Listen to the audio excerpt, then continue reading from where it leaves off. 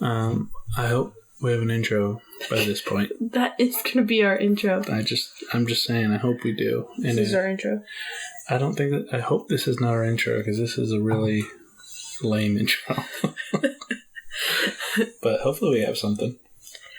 But in case we don't... I'm Sam. And I'm Miguel. And welcome to the Didn't Anyone Mention podcast. Nice. Like it. Well, not everybody knows what is happening this weekend. Do you know? Is it like this November 3rd? Or 4th. Today's the 4th? What's happening this weekend? Yeah, what's happening? I have no idea. Farmer's market's over? No, what is happening tonight? November 4th? Yeah. I have no idea. Daylight savings. Oh, yeah, that's right. Yeah, you're right. I just want to say I found out the coolest fact about you, that you didn't know that leap years were a thing, unless you were just pranking me. No, yeah, did not know they were a thing. Yeah, that's It just didn't seem real. It's just not just a U.S. thing, it's like an everywhere thing, like, you know. Like everywhere in the world, is it? I'm pretty positive. I don't think It's so. like global. I mean, everybody uses the same calendar, right? I don't know, dude. All I'm saying is it doesn't make a whole lot of sense why every 4 years we add one day. Couldn't tell you. Couldn't tell you. All right, fair But, enough. you know, it's something that not everybody does is daylight savings. So I got some little stuff about daylight savings for you. Okay. Because I was gonna go over leap years, but we got February for that because 2024 is a leap year. Supposedly. Daylight savings. Okay. Not everywhere does it, but I'm going to go through a little bit of history of daylight savings for you. Germany and Austria were the first ones to do daylight savings in 1916. So it hasn't been around for forever. What else happened in 1916? I feel like that's another big year for something else. I don't know, 1916? I bet a ton Is of that stuff World happened. War One? I don't know, is it? Let's look. We can look. Are you looking it up? Yeah, but I turned my phone on airplane mode. Oh, well, here, let's see. We're going to look it up. We'll be right back. So, World War One was from 1914 to 1919. Okay, so they just decided to mess with all the troops with daylight savings? Yeah, well, so that there was, a presidential election. And his first action was... No, this is Germany and Austria. They were the first ones. We didn't, it says since 2007. What? This doesn't sound right. I think it was one second.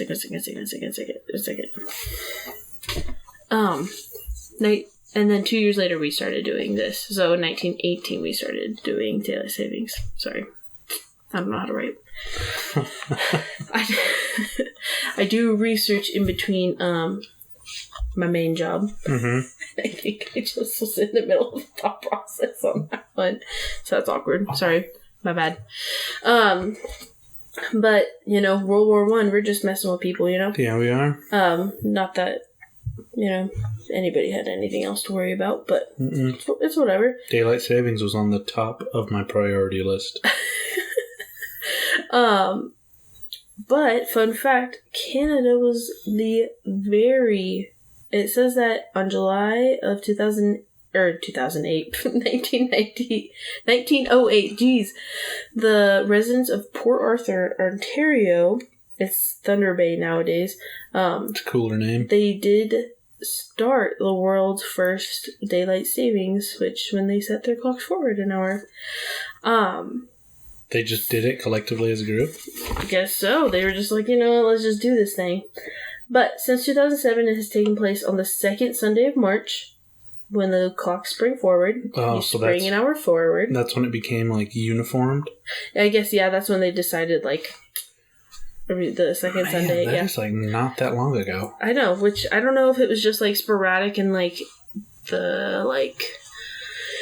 I wonder if it was almost hey, next daylight savings time will be this many weeks away, or, so it wasn't exact, but I'm guessing they just now are okay, it was just uniform second Sunday, and then the first Sunday of November, which you would think second Sunday of March, second Sunday of November, but nope, that would make too much sense. How old was I? I was in 3rd grade, 4th grade at that point. I knew it was downhill from there. Okay, 2000. Yeah, that makes me believe in daylight savings even less. I know, right? It's just something that we don't actually believe in. It's the same year, I guess 2008 is when the economy collapsed almost. Makes sense. Yeah. Nobody was sleeping. Oh my gosh.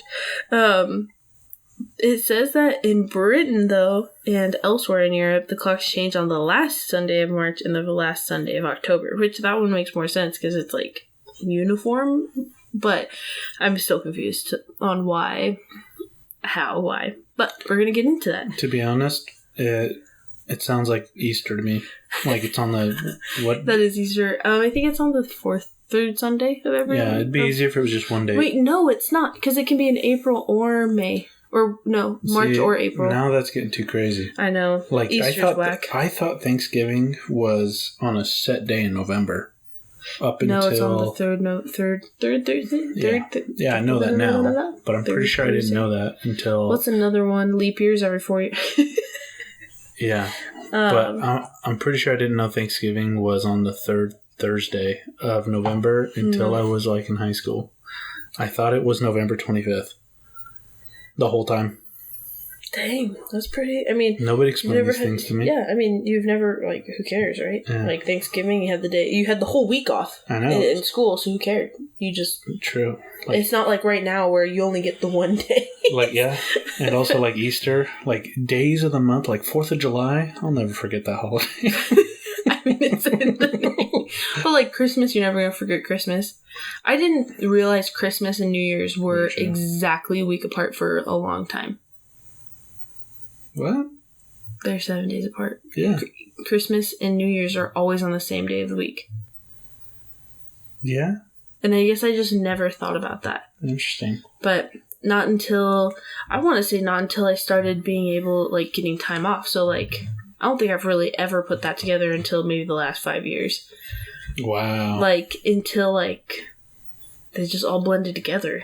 Like... That's true. I feel like it starts slow with, like, especially when you're in school. Like, you just get into school, and then I think, like, a week or two in, you have, like, a Labor Day. Yeah. And you have your first break. You know, like, now that you're in the workforce, like, if you have bank or holidays, it's like, you get Labor Day, and then Veterans Day. Thanksgiving. Oh, wait, what's October? October has one. Memorial Day? No, October doesn't have any. Yes, it does. I feel like we just had a Monday off. And Columbus Day, Indigenous People Day. Oh, that's right. Yeah, so you have like I don't know if they get that off in school. They do. No, I don't think so. Really? Yeah. Bank or holidays get more days off than school kids? Man. I know, isn't that crazy? It's a good life. Yeah, no, it's But I feel like it all just speeds up up until like New Year's. Mm-hmm. And then you go through this huge stretch. Yeah, of like nothing. And then maybe if you celebrate like Valentine's Day with somebody, but even then that's just work. Nobody celebrates President's Day. Well, we get it off, so banker holidays. Really? Yeah. Dang. Yeah, I think the biggest gap is, like, until 4th of July, like, or Juneteenth is, we get one after that, so. But, like, I know there's, like, almost, like, a 2 to 3 month span of, like, no holidays, and you're just like, please. Dude, please. It is so crazy, because, like, coming from my other industry. Yeah. Like, even if they said you got the day off, it was a paid holiday. It was never paid. It was never paid. You just gotta actually have the day off. And even then I didn't. Because if somebody wanted me out there, I would go out there and fix their heating or their cooling. And it's like, I never got the day off. It was always just constantly like, I'm enjoying this, but. So, okay, anyways, you can get back off that. Oh, yes. Well, either way, holidays. This is, with having a kid, I was never like, daylight savings, man. I'm like way thrown off for like a day or two. Like I was never like whatever. Right. But I can't even imagine having kids. And it's like 6 months, you're like getting your rhythm down. Boom. Switch it again. Dude. Well, I'm gonna break your mind here. But You do have a kid. well, that's what I'm saying. This is the first one, and I'm kind of scared because now we're on a schedule, and now it's all going to be messed up. I don't think it'll be that bad. I know, but I mean, fall back is the best one because you get extra hours. I think it all balances out. I don't think you get an extra hour, but No, this one is the best one. if anything, I think you lose an hour of the day because it skips instead of repeating. It repeats because it changes at 2 and you go back to 1. Yeah, you're right. Sucker. Which one is it? It's spring forward. Yeah, it's the spring where it jumps from 2 to 4. 2 to 3. Yep, 2 to 3. You're right. Yep. Anyways, I did not go to college. I guess it's technically November 5th because it's at 2 a.m., right? And that's technically the 5th, so that's when it will reset. Mm-hmm. But just so everybody knows, mark your calendar, March 10th, 2024 will be when it sits back. Dang. So far away. I know. We'll remind you every episode. Yeah. You got a week of more weeks. American lawmakers in 1966 wrote the Uniform Time Act, decided at the right time of day to shift, so pretty much we had to come up with a rule and be like, okay, at 2 a.m., that's when we're all changing them. So that's what they did. So whenever everybody hits 2 a.m., that's when you're supposed to hit it. It's the 2 o'clock in a meridian. Yeah. Anti-meridian. Where? Oh, sorry. Up there? Anti-meridian. Anti-meridian. Yeah. Supposedly. I don't know. Yeah. Apparently 2 o'clock anti-meridian. Whatever you want to say. That's what I've been saying since 2007. The idea is to move an hour of sunlight from the early morning to the evening so that they can be more useful during the daylight. Mm-hmm. Productivity. Do you want to know who came up with this? Probably industrial leaders. Okay, Benjamin Franklin, this mother trucker, dude. Benjamin Franklin really did it? Yes! He was often credited for the first to suggest it in the 18th century after he realized he was wasting his Persian mornings by staying in bed. His Persian mornings? That's what it says when he was in Persia or whatever. I don't know. Wherever he was, he apparently was wasting his mornings in bed. So he's like, give me more nighttime. He was like, we should just change the clocks for everybody because I'm lazy. What the hell? Yeah, this mother trucker. So he proposed it that the French fired cannons at sunrise to wake people up to reduce candlelight consumption at night. He was like, you know what, just wake everybody up. And this is, candle consumption is energy, right? Balanced off, so people were using too many candles because they were lighting up. So they were like, well, if we wake them up earlier, they won't stay up as late, so we don't have to supply as many candles. Okay. That makes sense. And then, so nowadays they kind of say, that it reduces energy, there's no... But does it really? There's not a lot of evidence on either. So I was looking it up and it's does it really affect energy? And there's not really anything that says that it does. Because I think... It says it's 0.5% or something. It's super small. 0.5% on let's just take it to the U.S. Yeah. For 350 million. Mm-hmm. I would assume that's a lot. But But in the grand scheme... people are waking up at the same time, quote unquote. Yeah. The sun is out, but it's not super bright. You're still going to turn on lights. Well, yeah. And it's not and also energy now, you know how much stuff takes energy now? What do you mean? You have your phones plugged in, you have all these clocks plugged in, you have all this stuff using electricity. You can't really say year to year, maybe now, but I don't know. So, but I don't know if you remember, it was kind of at the end of COVID, we were let's catch a break. But in March 2022, the Senate suddenly and unanimously passed legislation to do away with daylight savings. Wait, I don't remember this at all. Yeah, so, you don't remember this at all? I think somebody in your family brought it up, but... Of course they did. They were trying to get rid of it. they were saying, like, we shouldn't have daylight savings. We should just get rid of it. Like, they just had come up... Because other places don't, like... I know Arizona doesn't participate. The Hawaii, Alaska, like, I have a couple other places that just don't participate. A lot of places don't. Let's see. Oh, in October. Okay. Yeah, so I'll get there. I'll get who doesn't do it and who does. But making daylight saving time permanent, which I don't know which one ended up being permanent. Who really cares? As long as the time just doesn't change in the future, that's all I care. But the bill failed to make it out of the House. So this is how we're spending our tax dollars? Yeah, even though we couldn't just, like, make up a thing. I think just send a Facebook invite or something. Yeah.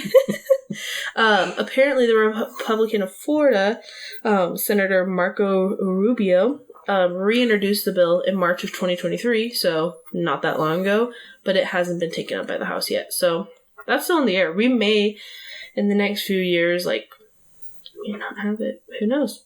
But fingers crossed. Do you have anything in the benefits of versus the benefits it's against? It's just not, like, there's nothing, that's exactly why it's a problem. Like, there's nothing good and there's nothing really bad out of it either. Like, it's just... So Ben Franklin's still making ripples in today's society. Dude, when isn't Ben Franklin messing with people, you know? Freaking murdering people and stuff. He's not murdering people. He had dead bodies under his house. Yeah, that was... Oh, because he was just doing cadavers or whatever? Yeah, so a little side note here. I was going to do a podcast on Ben Franklin because under his residence there was over 1,500 different bones that he found, or I guess that were found that dated to his time frame. It ended up being pretty... Explained away? Yeah, it ended up being pretty, like, not that big of a deal. So his nephew... was studying to be a doctor, and at that time they had to find their own cadavers. Well, yeah, that was like a whole thing. Yeah, so that's where they were from. They were just cadavers. Mm-hmm. I know. So, anyways, back to your podcast.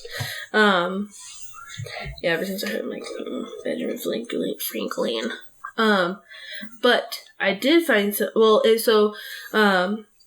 in October 2022, Mexico ended daylight savings time for most of the country, but carved out an exception for the area along the U.S. border. So literally... Doesn't make any sense. Yeah. Wall of time. But, like, parts of China... Like, we're one of the ones that definitely do it. Alaska, I think, Canada still does it. It's just... Also, but you said not good or bad, and I thought this was an interesting tidbit. In 2020, the American Academy of Sleep Medicine called for an abomination, not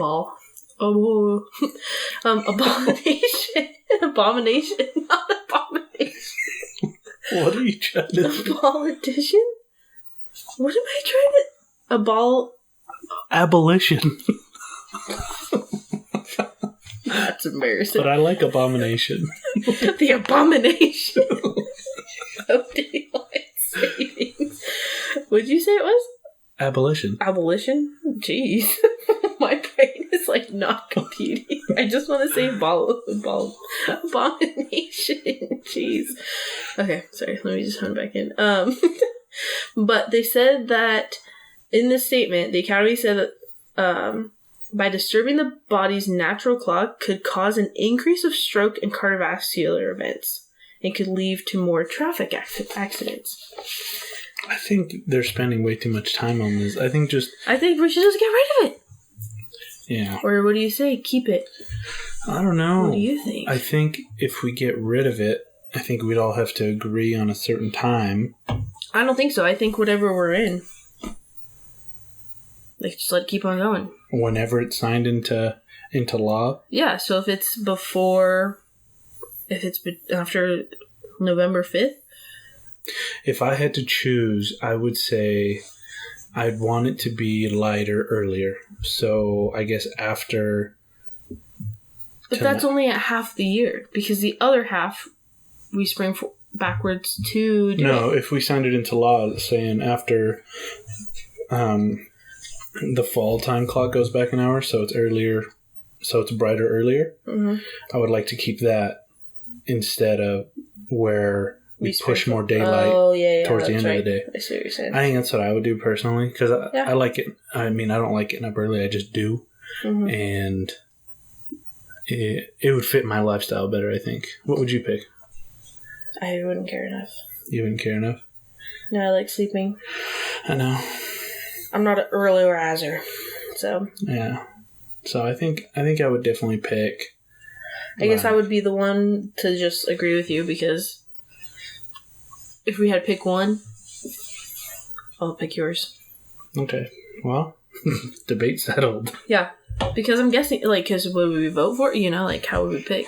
I don't know. And I'm not going to be that one that's going to be like, I don't care, because I want it to be something for you, benefiting you, I guess. Okay, I appreciate that. No problem. I can do what I say. But anyways, a little bit of daylight savings. Ben Franklin just really wanted us to. Ben Franklin, that dirty dog. It always comes back to him. But, well, I have another thing for you, because I knew that one was going to take a lot of time. But you knew it was? No, I said I knew it wasn't going to take a lot of time. Okay. And I got the real meat and taters. The real meat and potatoes, huh? Yeah, dude. Even though every time you say it, I'm like, oh man, a good pot roast sounds good. But do you have? I don't think you even know what I'm going to do it about. But do you have any guess? Any? Can I have a hint? California. California. Mm-hmm. It's not too spooky. Okay, so it's another spooky one? Yeah, kind of spooky. In California, I'm going to go with Winchester. You're so right. I did. I got it. Mm-hmm. Dude, that's so funny. Winchester. So, the Winchester Mystery House. Yeah, Steve and I were talking about this Winchester. He's been there. Dude, I want to go so bad. Yeah, Steve was telling me. What did he say? Did he say it was cool? Yeah, he said it was just, like, kind of funky. Yeah, no, that's exactly what I want to go, because it's just, like, she believed that she just couldn't stop, because there was, a curse against her house, so she had to keep on building. Yeah. Or else bad things would happen to her. So she just, would build, stairs and just went to nothing. And I was looking at it, and it's just in the middle of this, suburb. Yeah, she was just, But Steve said it was weird, and that there was this. You might talk about it, so I'm not going to get into it. I'll go into what it has. It's massive. It's 24,000 square feet. Oh my god! Yeah. Well, Steve, if you're listening, Sam did the Winchester Mansion. The Winchester Mystery House is something that I really want to go to. I'd like to. It is a historic landmark. It's in San Jose, California. I really want to go. I'd like to go. This is the one. I think we brought it up in our podcast one time when the lights went out. And Yep. I'm out. I'm leaving you. And it was we were watching a scary movie based off of this. It was definitely what is it? Creative Freedom or whatever. It was just a scary movie that I just don't like scary movies. Yeah. So, but it is the personal residence of Sarah Lockwood Party. I want to say Party or dang, what's up?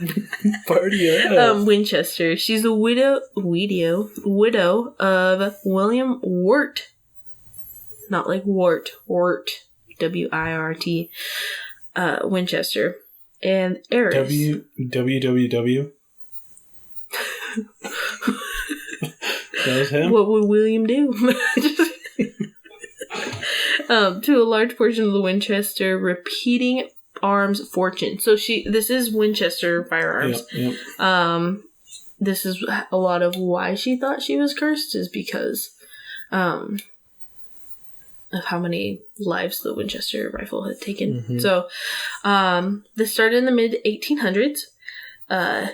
It started, okay? Obviously, I'm going to tell you how big it gets, but it started as an 8-room farmhouse in California's Santa Clara Valley. It has become pretty much the most recognizable. Pretty much everybody knows what it is. You know? So it started off as an 8-bedroom house? Yes. Damn, son. Yeah, well, think about it. It's out in the middle of, California, mid-1800s. There's nobody else that, you got true. space. Probably an Airbnb. Yeah. Make that cash. But it's so mysterious. It's like a mansion. It's one of the haunted houses attractions. It's one of the most biggest things in America. A lot of people know about it. Mm-hmm. I believe it. Yeah, I mean, I want to go to it so bad. So, but let me see here.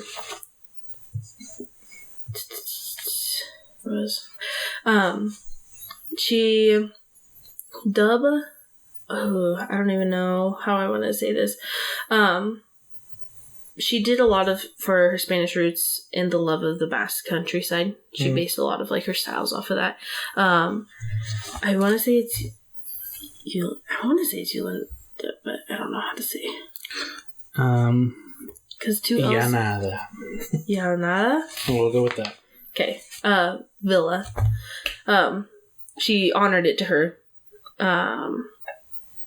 Miss Villa. We'll just go Miss Villa. She honored it to her. I don't want to say her name too many times because I feel bad. But as a widow, she and an heiress of this company where she has gotten a $20 million inheritance, along with 50% ownership of the firearm business when William died in 1881, which I didn't look up. I should have looked it up, what $20 million in... Now that I trailed off into thought, but I'm back now. I was thinking, why did I not look up what $20 million... Because she got $20 million back in 1881. Mm-hmm. That's not into today. Okay. And processing, I'm going to have you double check that I'm actually reading this correctly. It is pretty much, if you round it down, $488 million. Yeah. Yep. And what I get closer to the exact of 1881, not just 1800, it's closer to $600 million. Dang. That is a lot of money. And that's just like, obviously, just straight off. And 50% of a gun. Ginormous one of the gun most company. Popular, like, gun. Mm-hmm. Which, holy cow. It's a lot of money. I can't even imagine. But she was able to transfer her her 8-bedroom farmhouse style house into a massive mansion on hundreds of acres. It's a massive piece of property. So it's not in the suburbs. No, this is where it started, right? It was hundreds of acres. But it was also fueled by rumors that Sarah built the house to escape spirits of those who were killed by the Winchester rifle. That's what Steve was telling me. Mm-hmm. Yep, so that is the biggest reason. Because she had, from what I understand, she had, like, fortune teller. Like, she was really into, her child died, her husband died. She had a lot of, which I'm going to go into, but she had, her daughter was an infant, like, man, that would just hurt. But her daughter died of a childhood illness, and then a few years later, that's when her husband died of tuberculosis. So it was just kind of back to back, and people try to cope in a lot of different ways. But following the deaths of multiple family members, her infant daughter in 1865, her father died in 1869, her mother died in 1880, and both her father-in-law and husband in 1881, and her sister in 84. Jeez. So she thought she was, like, cursed. How many years did that span? 6 years? Well, so 65 was her daughter. That was 65, and then her sister was 84. But, it was daughter, 4 years later, dad. I guess the biggest gap is between dad and mom, and that would have been 11 years. But then it was mom, 1 year later, father-in-law and husband, 3 years later, sister. So it was just, like, in groups. She used to live in Connecticut. New Haven, but then she made a fresh start in San Jose, California. That's like across the ways. Yeah, literally on tip to tip almost, like, as far as you could. Yeah, that's across the ways. And then within a few months, she had already added more than a dozen rooms to her house with the intention of accommodating for her two little sisters and their families. In the next 38 years, reports claim that the property would constantly be under construction, 24 hours a day, 7 days a week. Mm-hmm. Sarah actually designed all of the additions herself, despite having no formal training, which I bet you could almost tell to a point because of how random it is, where she was just like more of like it was a piece of art to her, more of instead of practicality. I thought she was doing it to almost confuse the spirits also. That's also something as well. Like another idea. Yeah, that's possibly. another idea. Yeah. Also, if this lady has equivalent to over $500,000, she tells you she wants a room a certain way. You might charge her a little more for it. $500 million. Oh yeah, $500 million. Excuse me. Yeah, sorry there. Didn't mean to offend you, Winchester. But like, she got all this money. Somebody comes in, it's just like, no, I want this room this way. Well, also think about how like this is what late 1800s. People are just gonna want to work just to live. You know, like, could you imagine? That's a sick gig. Oh yeah, but also I'm sure they still had Gold standards. Rush. Yeah, like some of the best houses built are from like the early 1900s. So they're still stronger than these Corey Bartons or freaking Hubble homes. Yeah, wherever the hell they are. Exactly. Probably because the wood's denser than it is now. I saw something about that. Yeah, about how many greens. Yeah. But construction ended upon her death of the mansion in 1922. She died in September of 1922, leaving it incomplete and her plans unfinished. Mm-hmm. I mean, they were always going to be unfinished. Let's be honest. Yeah. Exactly. It's never gonna. It would never do. It would never be up to what she needed it to be. Mm-hmm. But from 1886 to 1922, it never stopped. So that is 40 or almost 40 years. 1886 to 36 years. When did you say it was 1886 to 1942? 22. 1922. I'll be honest with you right now. 36 years. I'm going to say not a whole lot of gears are clicking up in this noggin, so I'm going to agree with you. 36. Almost 40 years. Somewhere between 30 and 40 years. That's what we're rolling with. These gears are grinding. So I was telling you earlier,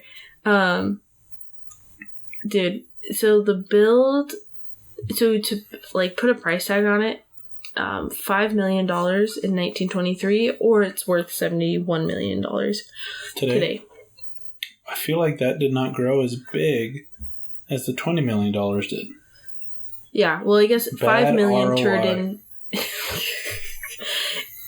You're not wrong. The curb appeal, she's got to bump those numbers up. Curb appeal? She got to upgrade the kitchen. Yeah, man, she got to do something. She's got to do... Did she do Millennial Gray? Man, Millennial Gray, let's be honest, that's the best way to go. She would have got at least 120 million easy. Easy. So, here's the specs, okay? The specs, I'm ready. 24,000 square feet. That is so much. That is so much land, dude. That's just her house. Our whole property here is only like 11,000 square feet. Yeah, everything. The whole property, not just the house. The whole property is 11,000 square feet. She has two of these. just the property, just in house. Yeah, in house. That's like the other thing. She has 24 of our houses. Yes. Yes, she does. How many garages, though? Do you know... It doesn't say. I don't think she has garages. Sucker, dude. Okay, Value do you 0. have any guess on how many windows? Oh, do I have a guess? Yeah. Okay, well, if it's 24,000 square feet, I'm going to go with a humble guess of 297. No, you're not even close. Not even too high and too low? Too low. Too low? Okay, give me another guess. I'm going to go with 463. Okay, just say it's 5 digits. It's 5 digits? Yeah. What the fuck? 10,000 windows. There's no way. Is this house made of glass? It says it has 10,000 windows. I got this from the Winchester Mystery House website. Like, literally where you buy tickets to go see it. Bro, imagine being a window guy. She calls you back. You're just like, fuck, dude, please stop. Okay, here's a good one. Okay. Just being an installer, the salesman's probably like, hell yeah. The installer's just out there crying, dude. Okay. Doors. Oh gosh, well if you have 10,000 windows, I'm assuming you probably have 3 to 1 on doors. 3 to 1 doors. 3 windows to 1 door, so I'm gonna go with 3,000. 2,000. Damn, I was gonna go with 2 to 1. That was good. Well, I mean, you kind of have to guess high. Do you know how many rooms it ended up with? 94. I don't know. Ooh, good guess. 160. Wow. 160. How many bathrooms? Do you want to guess? 12. 13. That was real close. Okay, it has 10,000 windows and 13 bathrooms. Your face is awesome.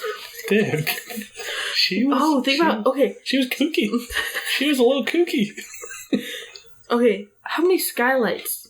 That's a random fact. Skylights. Oh, how many floors is it? Well, I guess only one floor would have skylight, right? Yeah. I'm an idiot. You actually can have a skylight into the bedroom with Buffy. Okay. That would be a horrible view. You're just like, bro, did you wipe?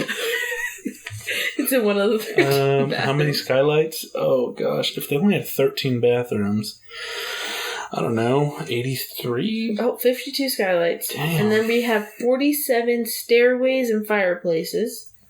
That's a lot of fireplaces. And then... All natural, 17... I don't know about all natural. 17 chimneys. So I don't know what's going on with all these fireplaces. Where the I can only imagine her heating bill. How many furnaces? I can't even imagine. Okay, last but not least, do you know how many kitchens? Was she cooking for the ghosts? I don't know. I don't know either, so I'm going to go with 13 as well. About half that. 6. 6 kitchens? Yeah. For 24,000 square feet? For 160 rooms. I'm like, bruh. I mean, were they good-sized kitchens? I don't know. Guess we have to go see. Like industrial? That'd be cool. 24,000 square feet, that is huge. That is massive. But, that is so big. Yeah, it is. It's intense. But Mystery House was like but it was a thing even before she died. Like people were like, "Man, this girl's crazy. She's doing this." Oh, I'm sure they were. I'd be like, bro. But this is on the website where you can go get a ticket. But it says, was she instructed to build this home by a psychic? Was she haunted by the ghost who fell by the gun that won the West? The Winchester rifle. Mm-hmm. Did construction truly never stop? Because there's like stories of like people still hearing like people hearing construction still. What motivated the socialite to cut herself off from the rest of the world and focus almost solely on building the world's most beautiful and bizarre mansion? She was independent. She had a lot of drive. She had a lot of courage. And her legend lives on. The mansion was built. The banshee. You okay, dude? No, I just can't speak. The mansion she built is the world's most renowned. Is renowned for all of their curiosities and innovations. This is from their website, so if you guys want to go see it, it's like a. What website is it? It's literally just the website of Winchester Mystery House. Okay. Because that's the actual name of the building. And you can have weddings there. You can stay there. Like, you can stay in one of the 160 rooms? It says that you can even, like, catch, like, paranormal. It has, like, a ghost tour. I looked at it. I was trying to see how much it cost, but... Bro, no way. There's no way I would stay there either. I know, I wouldn't stay there either. I'd like, check it out. I'd camp out across the street at the church. Yeah. But 12 million guests visit the Winchester Mystery House since they opened the doors in June of 1923. So then I waited like a year after she died. a year after, then they're like, we want to come tour this lady's home. They're like, let's get it rolling. That's exactly it. And you know how much it is a ticket? Do you have any guess of how much it costs to go check this out? Oh, gosh. To use one of the 13 bathrooms, I'm going to go with $39.99. $41.99. $41.99? Inflation steep. Gosh. What are they paying for? Are they still paying off the mortgage? Well, I'm guessing they're paying to keep renovations up and keeping it, like, able to go through. The renovations up, huh? It sounds like the owners and especially wear and tear from people well. walking through it all the time, too. That is true. So, but I do have some stories that come from the Winchester Mansion. Like you people who love these stories. I don't know. You seem to like them. Okay. Well, hold that thought for 1 second. Okay. So I have 3 stories for you. Okay. So these are from employees who worked at the mansion for Miss Winchester. They have stayed... Okay, so... Some employees who worked at the mansion You get it, dude. First things first. Story number 1. Some employees who worked at the mansion for Miss Winchester are said to have stayed on after their deaths. So, they lingered. Sure they did. I mean, maybe they didn't get paid. No, I'm joking. I bet she paid people. There are footsteps heard to be shuffling to and from Miss Winchester's room. Mm-hmm. Is it her servants? There's an apparition with black hair who's frequently spotted pushing a wheelbarrow. Perhaps the laborer is what a present-day worker encountered in the halls of fire. There's a halls of fire. I don't know. Is that where the chimneys are? Where it's named. No, it's named because there's so many fireplaces there. But apparently there's somebody like with a wheelbarrow, dark hair that like wanders through there that people see all the time. Prior to the mansion opening for tours one day, the worker was on a ladder. He felt a tap on his shoulder, turned, and no one was there. Up on a ladder. So the Egyptians didn't like ladders too. You see God. The worker refocused his attention on his task and then felt what seemed like a hand pressing against his back. Mm-hmm. He was still the only one in the room, but not for long. The worker that got out of... but not for long. The worker just got out of there, leaving the otherworldly laborer alone to handle the job. It was like, you know what? Seems like you got it. You can work on this. I'll leave. And he just left? Yep, and that was an employee that worked there. I mean, honestly, valid response. Yeah, but I like that he got out. You know, he didn't, like, stick around and, like, it's like, nah, whatever. Dude, to be honest, I wouldn't stick around either. Like, I mean, why would you? I don't think I've ever felt like a hand or anything on me. Anything. Like, I believe in the supernatural and kind of paranormal, but I've never experienced, like a physical, like, touch or anything like that. But if I did, I totally understand that response. Dude, if I die before you, I'll totally, like, just touch you. Freak you out. Wow. I'll just be like, Casper the horny ghost. I didn't say like that. I'll just be poking you. Just like on your... Oh, man, you dirty dog.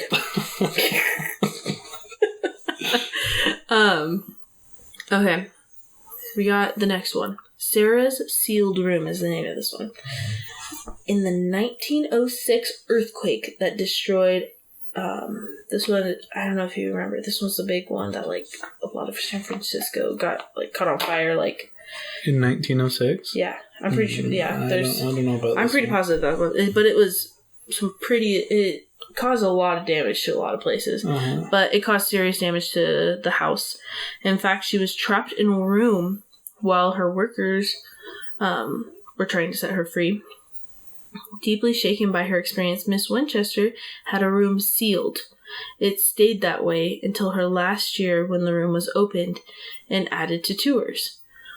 Which, I think that's weird. That you had it sealed until the last year when the room was open for tours. Like, Wait, hold on. She died in that room? No.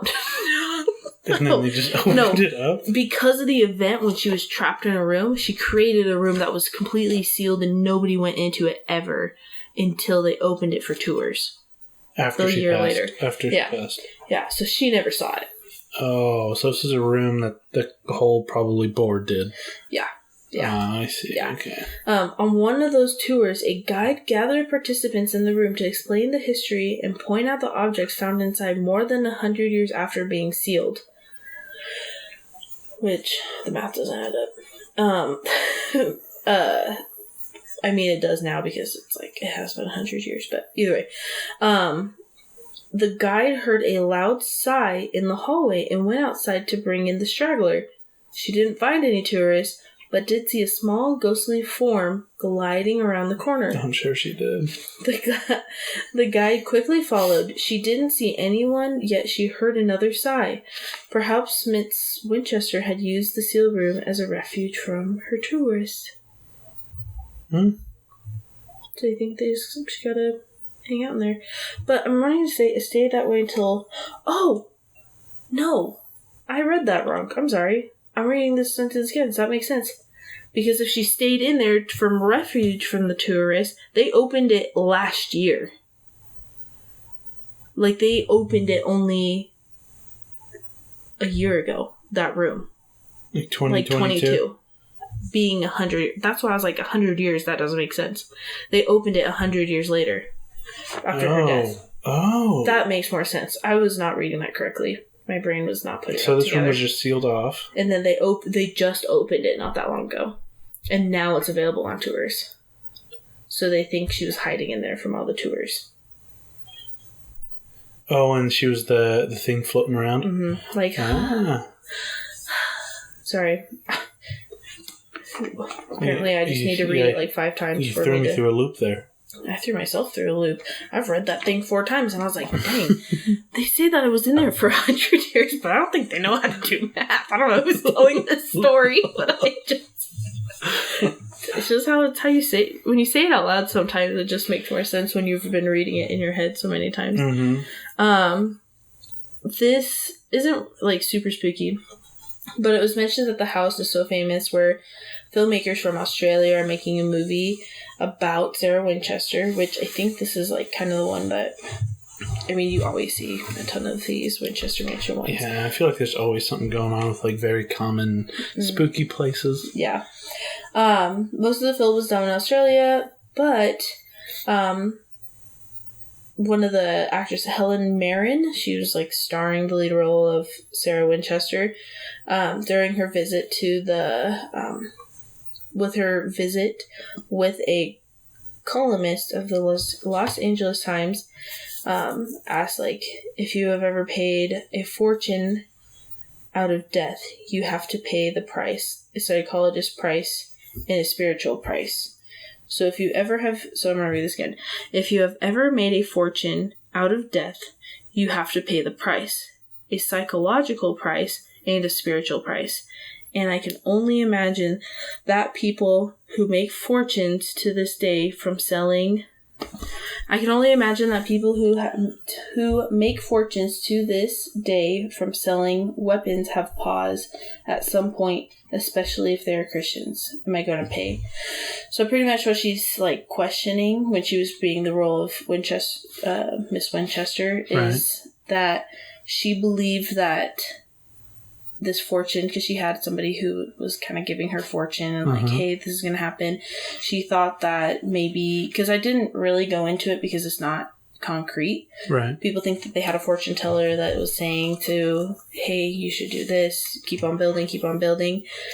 If so she did have like a sidekick or somebody to tell her? Yeah, but she did, but they're like, okay, well, Winchester, she was so closed off from everybody and she was so focused on this. Not a lot of people really know exactly what's happening. She had all these workers surrounding her, but it's not like the workers are always around her 24/7 either.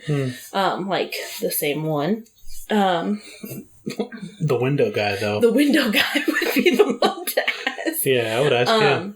But what she's saying is, like, if you're going to tell people what to do, like, with their fortune, that's, like, almost like a weapon almost, right? Like, where it's... Very true. that's a loaded gun you're giving somebody. Well, also, like, there's other professions that make money through death. Yeah, and that's, I think, part of fortune telling. I think a lot of people do go to fortune telling or psychics or things like that when death is so, like, prominent in their life. Would you ever go to a psychic? Or, like, I don't know. For me, like... Like the Long Island Medium? Yeah. I don't know. Like, for me, before you answer, like, personally, I... In my mind, there has to be somebody that can bounce between the two worlds of the paranormal and the supernatural. Yeah. And reality. Right? And I don't think it's even special people. I think it's somebody who is more open to it, right?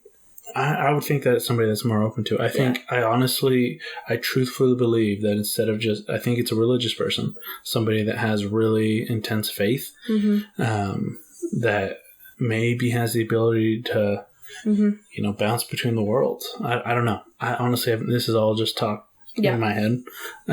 But, like, myself, I don't think I could ever go to a psychic or like a, what is it called, a tarot card? A medium.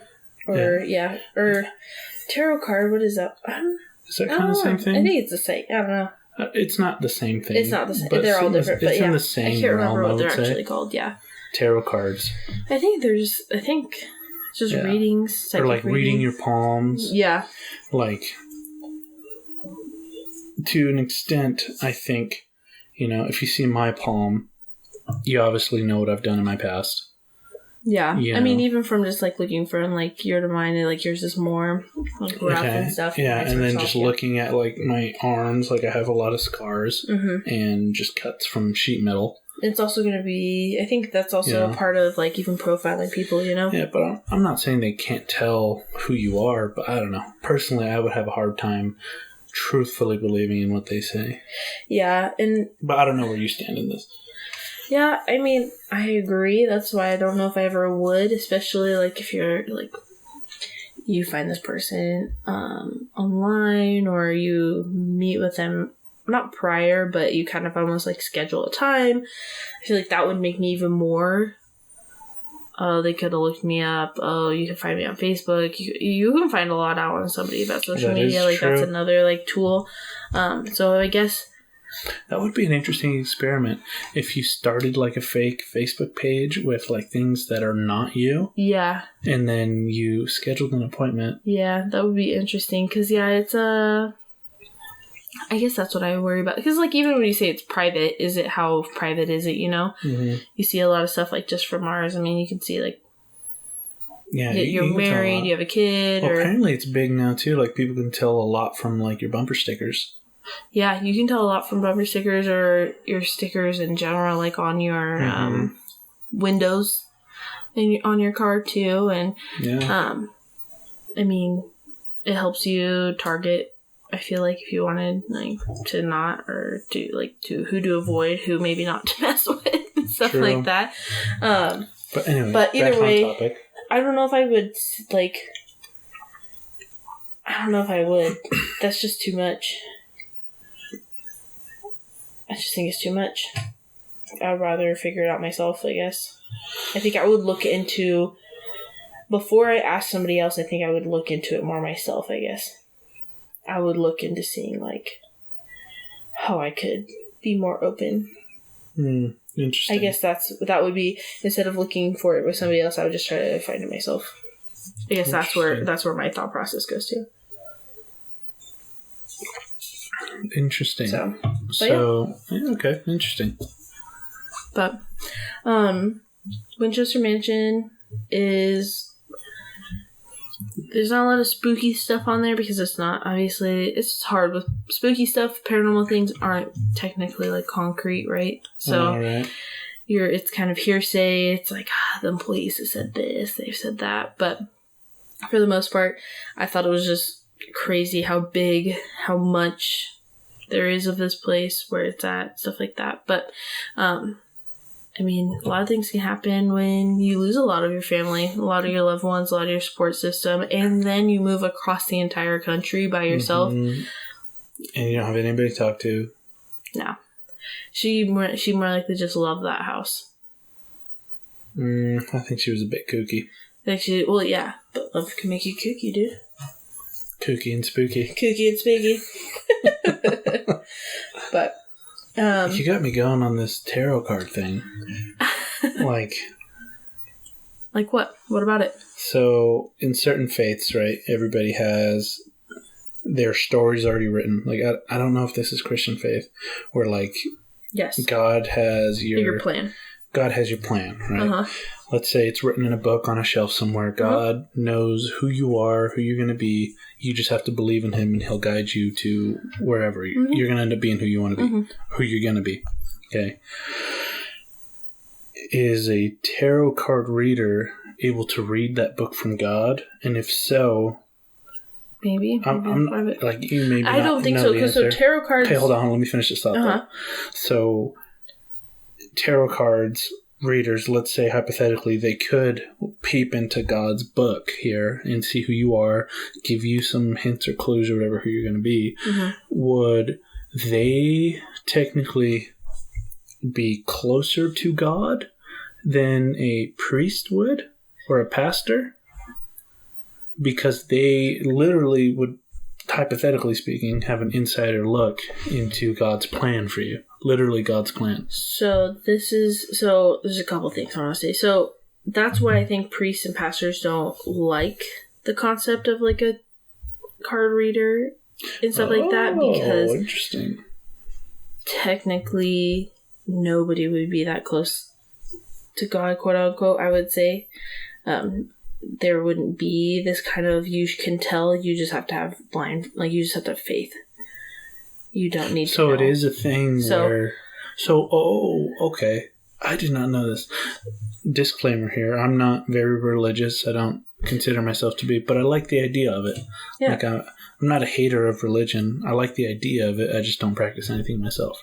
But the whole history of everything's interesting. Okay, so back here where it's like, okay, tarot readers, and then you have the pastors and priests. They don't like... Do they kind of bundle in the tarot card readers with like the supernatural and like if you my parent, who, like my mom, who's very religious, right? If you would bring up that, she would freak out. She'd be like, "No, you don't ever do that. Like that's not like real." It's in the that's same wheelhouse of like the devil. Well, the devil and like what is it? A Ouija worldly. board? Yeah, and worldly, quote unquote, is the word they like to use. Worldly. But what's not worldly? Just anything not from the Bible, or anything in the Bible. But I would say tarot, because that's the other thing. I have also a different family member who has learned how to read tarot cards, and who was trying to get into that spirituality. Like spiritualism. I think that's where I have an issue with That's a different religion or a different offset. Oh, it's a whole different religion for tarot cards. Spiritualism. Yeah. It's spiritualism. Oh, really? Yeah, so it's like your spirit, your chakra, like that section is like with tarot cards as well. So what religion is just spiritualism? Spiritualism. So what does that fall under? Like Christianity? Or I think spiritualism is kind of its own thing. Kind of its own standalone. Yeah. But with tarot card readings, I see it as you pick out your cards. I don't know if you've ever had a tarot reading, but nope, never, and never will, probably. I'll tell you. You've done it? Yeah, I told you my stepmom does it. She's learned how to do it. She did it for a while, but she stopped doing it. I don't know if she still knows how to, but she had us practice. But it was because she was trying to figure out how to do it. But pretty much, I want to say. And also from the book that I got her about spiritualism, and I read a little bit about it, but it's almost that the person who is doing the reading, so the person who has the card, the tarot reader, is almost like a vessel where it's like it's almost conjuring that energy. You need to be on the same page with that person you're reading from, and you need to have that same likeness and that same energy where you're able to almost take in what their energy is, shuffle up the cards, have them pick, and you just need to know how to interpret each one of those cards. So essentially what you're trying to do as a tarot reader is understand their energy and take in their energy and almost influence the cards, but you hold the cards. You split the cards. You pick out the cards. The person going to the person reader. who's getting the reading done. Okay. So say you were visiting me, you would pick out the cards. You would break it apart. You would touch the whole cards. You would try to get your energy as much onto those cards, and the person who is trying to do the reading and explain it to you would be trying to absorb that and to take that in so that they can give you a fluent reading. Interesting. Does spiritualism believe in a higher power? I don't know if I don't know if you got that far. I don't know if they... No, I read a little bit about the tarot cards because...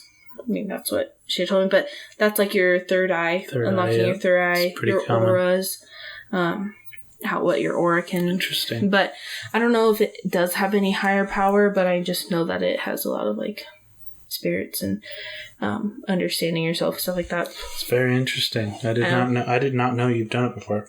Mm-hmm. But, can I remember what she said now? No, but, I mean, it was like, practice and stuff like that, so I don't know if she still does it, but she'd have to